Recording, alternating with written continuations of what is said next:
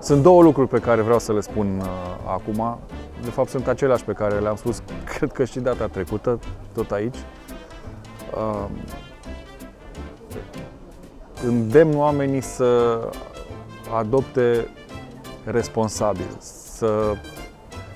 și în special la cei care sunt la prima adopție. Să înțeleagă foarte, foarte bine tot ce înseamnă o adopție pe termen lung.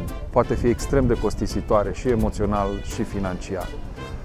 Și pentru cei care ar vrea să adopte, dar nu pot, dintr-o grămadă de motive, varianta cea mai la îndemână rămâne, uite, de exemplu, sunt mai multe. Ăsta este unul dintre ele, 8845, un SMS lunar și astfel ajuți la fel de mult, îi ajuți pe oamenii ăștia care ei ajută și cum pot și cât pot, căței aflați în situații mai nefericite.